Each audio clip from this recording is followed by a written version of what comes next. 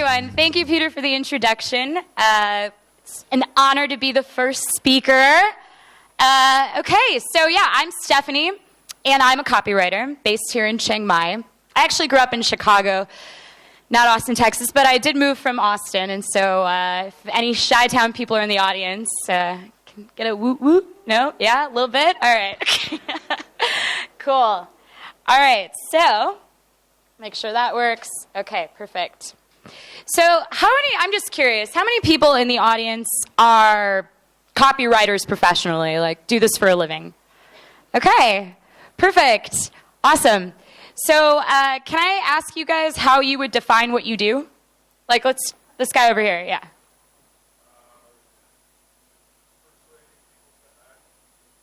Perfect, yeah. Persuading people to act with words. So, kind of like autoresponders, landing pages, sales copy, opt-ins, things like that, right? Well, I'm here to challenge that. I'm gonna give you guys some examples today of some ways in which you can use copywriting on a daily basis as a digital nomad outside of your business. Now, this doesn't make copywriting any less important in your business, but I'm just gonna give you some other ways in which you can do it. So, shall we get started? Yes? Okay, awesome. Okay, I'm excited. All right, so does anyone know what this is? Any ideas? Kind of looks like some sort of Russian figurine or something like that. If you saw this in a Russian market, how much would you have paid for this? I would just do a raise of hands. How many people would have paid $10 for it? Okay, got a couple. How about $5? Right, 1 ruble, whatever that converts to. Okay, so this Russian doll actually sold originally for $3, okay? And the guy who purchased this then went ahead and flipped it and sold it for $193 US, okay, which is almost a $200 profit. I can do math, okay? That's a big deal. That's actually really, really good numbers. And it was very, very interesting to me when I found out about this originally. So as it turns out, this figurine was part of a project called the Significant Objects Project. Has anyone heard of that? Okay. It was a brainchild of a journalist named Rob Walker and an author named John Glenn. And basically, what they wanted to find out was whether or not they could take something that seemed like an insignificant object, and by weaving and telling the right stories, could then make it significant and highlight its value. So I put my copywriter hat on, and I was like, okay, this sounds really interesting. $3, turn that into $193. I'm digging that. So I decided that I would try my own little experiment and try to replicate this somehow. So how many of you guys have seen this post around the interwebs? Okay, yeah. So this is Charlie, okay? Charlie's a cactus. He's been a really good friend to me. And I decided that I was going to pimp Charlie out for a profit. Try to see if I could turn him, and make a little bit of cash. So I decided to implement a very similar strategy to Significant Objects. I thought, okay, storytelling. But I was looking at the stories at the Significant Objects website, and they were really intense. Like 7 paragraphs long, incorporating mythology, religion, history, all this stuff. And I was like, that is a lot of work, and ain't nobody got time for that. So I went and I just wrote, I just kind of wrote with my own sense of humor. And I put something out. And I talked about, this is Charlie and I just posing for a selfie. Charlie on a bike, about to go on an adventure. Here's Charlie hanging out with me while I'm getting some work done in the cafe. I talked about what a great listener he is, how reliable, it doesn't interrupt. He's always ride or die. And it actually went really, really well. I have to say, I went and I posted this post in 3 different groups. Chiang Mai Buy, Sell, Swap. I think I did a secondhand group, and then the Nomad Coffee Club group. And between those 3 posts, I got about 100 unique likes, about 30 or so comments, and someone even shared my advertisement, which I thought was the greatest thing ever. I was like, oh my God, someone shared this for me? So that happened within like 7 hours. So I definitely got a lot of eyeballs on this.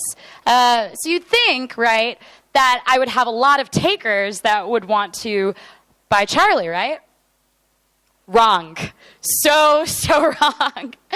I had one serious inquiry to buy Charlie. And then I had a couple other messages. And every time I'd get a message, I'd get really excited. I'm like, this is going to be the one. My favorite being this guy who messaged me and asked me, how much for the MacBook? To which I replied, ha ha ha, not for sale, LOL. To which he replied, why? So not quite what I was looking for. And so I was really confused. I was like, okay, obviously I did something wrong here. And I was trying to figure out. So I went back onto the Significant Objects website, did a little bit more research. And what I discovered is that the founders had actually tried to preserve one very important thing when it came to writing these stories. They had hired writers to write these stories, but the one thing that they wanted to preserve was that they wanted to make sure that the true perceived value of the items was made very significant beyond the story. And so I thought about my own post, and I thought, well, it was kind of cheeky, it was kind of funny, but I didn't really highlight any true perceived value in that. Really what I had done was I had fulfilled a specific desire, which was that to entertain.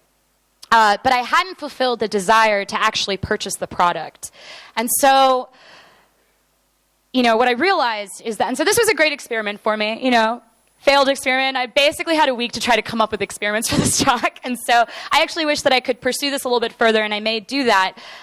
But what I do think that I was able to discover is that really there's a bit of a winning formula, I think, because my post did get a lot more attention and engagement than any of the other people posting and selling things in the groups that I had given them, or in the groups that I had posted in, which is great, because if you have a lot of people looking at your ads, the chances of you being able to command a better price increase substantially. So really what the winning formula then is, I believe, is a dash of humor, a little bit of storytelling, and making sure that you highlight that true perceived value. That's really, really key. Now, there is a case in which humor can definitely work in your favor, and that is specific to this app. Don't act like you don't recognize it, okay? You know what this is. All right, how many people in the room are on Tinder? Don't be shy. Raise your hand. Come on. All right. I know you guys are on Tinder. You're probably swiping while I'm up here. Okay? So I think Tinder's a great app. Whatever. It gets a bad rep sometimes, but it's a good app. Tinder is an example where you can actually use humor effectively, right? Because the desire when people are looking for dates is they actually are looking for people that are funny and good looking and all that kind of stuff. So using humor can truly work in your benefit here. So I wanted to explore this. I wanted to see if there was some connection between copywriting and getting better dates on Tinder. And I knew that, of course there's other reasons besides copywriting. There's the photos, I guess. Those are kind of important, right? But I wanted to specifically look at copywriting. And so I knew I needed to talk to an expert. And so I decided to seek out this guy. Now, you can't really see the picture very well, but this is Mr. Blake Jameson. Does anyone know Blake Jameson? No? Okay. He's kind of like a Tinder genius. Basically, he has a background in content marketing and data marketing, and he had decided that he was on Tinder, and he wanted to crack the code, essentially. So he took a very data-centric approach to Tinder and started testing out different photos, different bios, different copy, etc., and split test all sorts of things, and within a few weeks was able to figure out the winning combination. He got something crazy, like 4,000 matches in less than 2 months, which are pretty great results if you're a dude. So, just saying. then. Anyways, so I was very impressed by him. He got a ton of press about this. He originally posted all of his research on a Medium article, and that went viral. And then he wrote a book called Tinder Hacks, which I've read, and I highly recommend if you guys are interested in upping your Tinder game. He also has a book coming out called Bumble Hacks, which is the female version of Tinder, basically. So anyways, Blake was kind enough to Skype with me and give me some of his time and let me know how copywriting specifically had helped him get more matches on Tinder and get more dates. So you guys interested to find out what I learned from Blake? Yeah. All right, okay. So let's start with the bio, all right? There's a lot of people think that a bio is designed to basically describe who you are, like what your story is, so that people want to message you and then eventually go on a date with you, right? Wrong. That is not what a bio is for. In fact, a bio has one purpose and one purpose only, and that is to start a conversation. That's it. So this is a huge paradigm shift. You know, like you take my clients, I have some clients, my email marketing clients, and they think, for example, that email marketing is all about value, value, value the entire time. But really, it's okay to set this, at the end of the day, email marketing pays the bills. And so, you know, while it's important to give away value and to earn the trust of your readers, you have to think of your email marketing as a tool with which you can make money for your business. It's the same thing with a bio. You want to use your bio just to get that conversation going. It's not supposed to be a resume. And I mean, let's be real here. Like, most people don't read the bios pre-swipe, right? So this information that I'm going to share with you guys is based on the assumption that you've already matched with someone and now they're looking at your bio for a reason to message you. And so what Blake did is he went and tested a bunch of bios, and he found a tactic that was able to increase his first response rate. And when I say first response, I mean women were messaging him first. He was able to increase that from 8% to 18% using this tactic. And it's what he likes to call the challenge question. And we're supposed to go to the next slide. That's bait. Basically, conversational bait, right? So this challenge question, what is it? Well, it's basically any kind of question that has only two correct answers, right?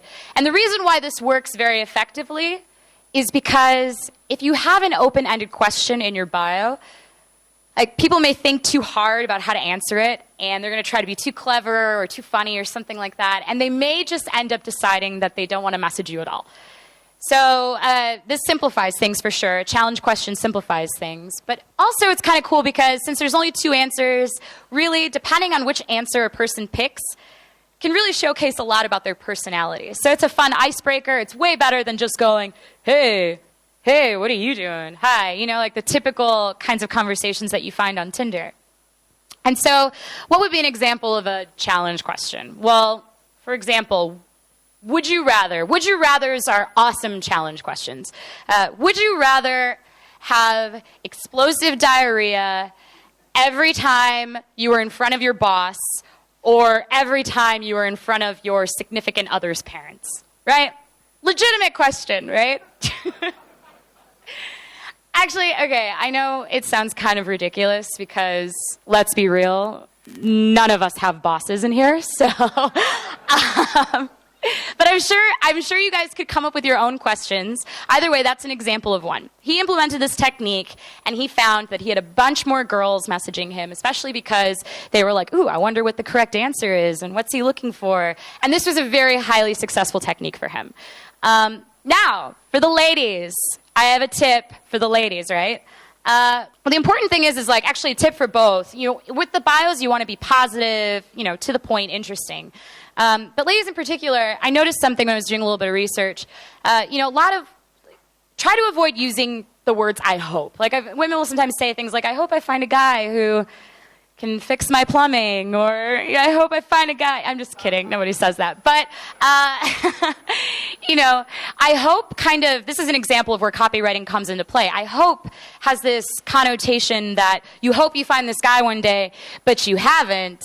And then why haven't you? You know, it sort of makes you think like, oh, this woman isn't very confident, right? So displaying confidence in your copy is important. But also, just like you would use copywriting to imagine the desires of your target market in your business, you want to do the exact same thing when you're using a dating app, whether that's OkCupid or Tinder or whatever it is. So you want to think about, okay, what do men desire? Well, I mean, for the most part, we know that most men just want to get with a hot chick, right? Fair enough. But I like to think that men also want to find a girl that they're not only physically attracted to, but feel like she's cool to hang out with and is someone that, you know, you can bring around the guys, right? That girl. And we all know her. She's this girl, right? She just loves sports. She loves watching football.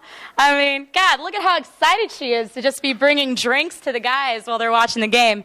This guy, though, not so impressed. I don't know why. But anyways, ladies, you do not have to be this girl. It's cool if you are. I mean, you're some dude's wet dream, right? But you don't have to be this girl. You can be a cool down to, you know, you can communicate that you're down to hang out and fun and stuff, and you don't have to necessarily love sports. Or as I like to say, DTC, down to chill, and that C is really important. You don't want to mess that up. So anyways, so that is basically some ways in which you can use copywriting outside the box. Obviously, I love copywriting. It's what I do for a living. I do it in a business sense.